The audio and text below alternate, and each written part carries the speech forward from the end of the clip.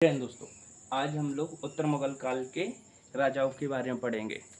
ठीक है, हमारे बहादुर शाह हो गए थे। अब जहांदार शाह, इनका शासन 1712 से 1713 तक चला। एक वर्ष ही इन्होंने शासन किया। इसे लंपट मूर्ख कहा जाता था। क्या कहा जाता था? लंपट मूर्ख। मूर्ख तो पता ही आपको। लंपट मूर्ख क्यों कहा जाता था? क्योंकि इसने सबसे ज्यादा दान किया। क्या किया? दान किया। सही है।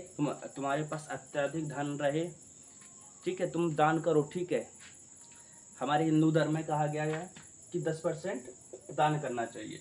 कितना? हमारी कमाई का 10% दान करना चाहिए। लेकिन कौन सा दान? जो हमने अपनी मेहनत से, ईमानदारी से कमाया, उसका 10% दान करेंगे तो हमें उसका पुण्य मिलेगा।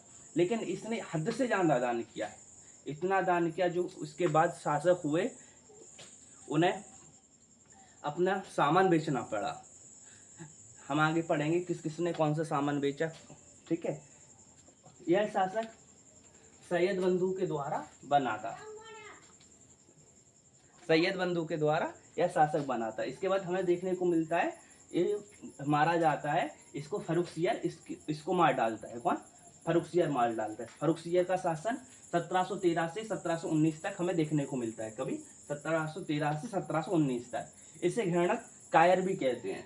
क्या कहते हैं? घृणक कायर, क्योंकि इसने जहांदार को मार डाला था। किसको? जहांदार को मार डाला था। ठीक है, आगे चल के 1717 में से चेचक बीमारी हो जाती है। कौन सी?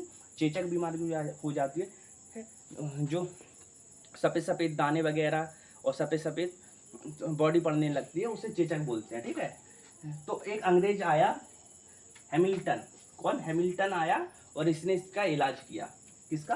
फर्रुखसियर का इलाज किया। तो इसने इलाज के बाद अंग्रेजों के लिए, क्योंकि इलाज में सही होगा, तो यह खुश होकर अंग्रेजों से बंगाल, जो बंगाल था, बंगाल को इसने भाड़े पे दे दिया 30,000 रुपये प्रति वर्ष की आय पे।